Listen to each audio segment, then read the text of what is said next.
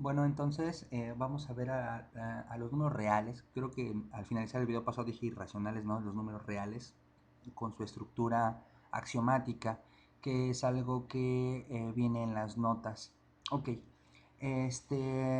entonces yo en algún video comenté el ejemplo de lo que eran mis axiomas, de lo que era un buen estudiante. Entonces un buen estudiante para mí lo tomé en el sentido de que estudiaba, entregaba sus tareas a tiempo, estudiaba una hora por lo menos la materia y participaba en los foros. Bueno, entonces yo dije, por ahí me dijeron, "Oh, oye, ¿qué crees? Este Raúl estudia 2 horas, entonces para mí era un buen estudiante.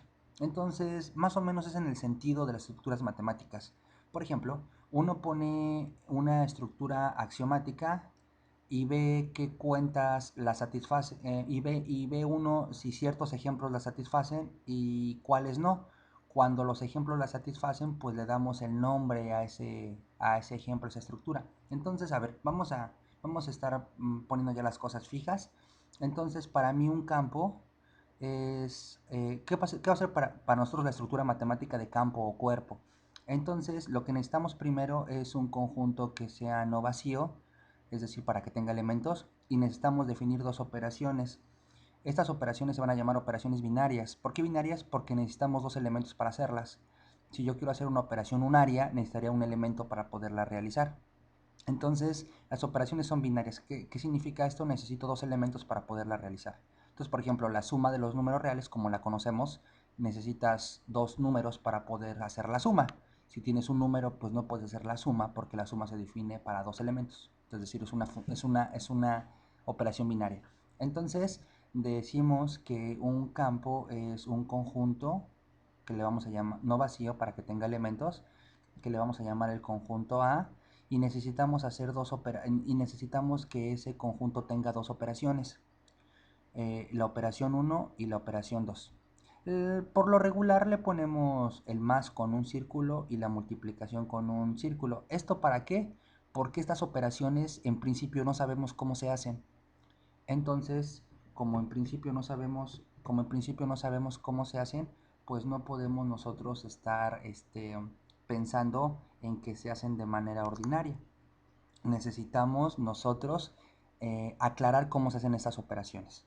En general, como pues siempre la motivación para definir las estructuras matemáticas abstractas es a partir de cosas que conocemos previamente. Entonces, pues en este caso la motivación es de que este símbolo viene de la cuenta suma que sabemos hacer y de la multiplicación que sabemos hacer de los números reales.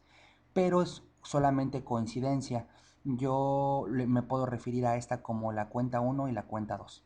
Entonces, a ver, voy a reiterar y repetir mucho, voy a reiterar y a repetir mucho las cosas.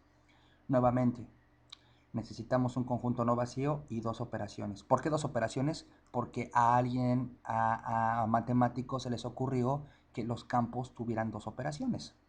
Si en ese momento, cuando alguien a lo que quería llamar campo tenía que tener 7 operaciones, pues tendría que ser así. Recuerden que uno define el sistema axiomático, ¿ok? Yo defino mi sistema axiomático y veo quién lo satisface y quién no. Entonces, no hay nada especial en que sean dos operaciones, ¿ok?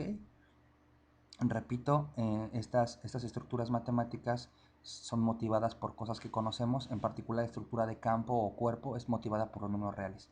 Entonces, ¿qué significa esto o cómo pongo mi estructura axiomática?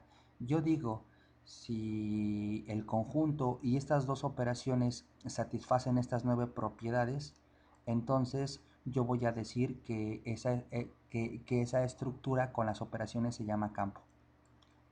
Entonces, yo digo que un conjunto con estas dos operaciones es un campo si estas estructuras se satisfacen. Si estos axiomas se satisfacen? ¿Cuáles son estos axiomas? Pues son los axiomas de asociatividad, conmutatividad, neutro con la cuenta 1, es decir, con la suma.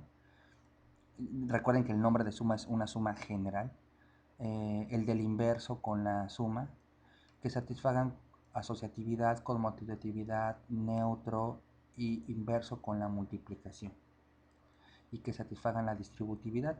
Solamente que aquí lo que he hecho es anotarlo con la simbología que hemos visto y de una manera genérica. Voy a explicar solamente algunas de las propiedades. Por ejemplo, vamos a explicar esta propiedad.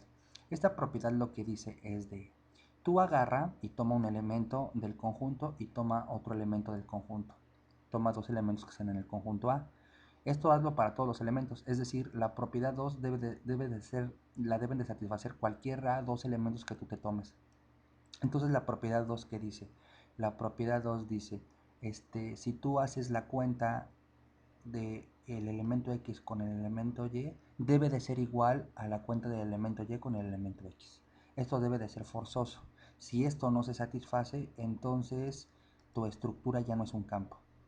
Es decir, para que algo sea un campo, repito, las 9 se deben de satisfacer. Esta otra propiedad, por ejemplo, la 3 que nos dice, tú debes de agarrar cualquier elemento en el conjunto A, que le vamos a llamar el elemento X. Si tú tomas, ¿qué debe de pasar? Que con la cuenta, como te dijeron que se hacía, lo que debe de suceder es de que debe de haber un elemento especial, de tal manera o tal que cuando sumes ese, permítanme un momento por favor.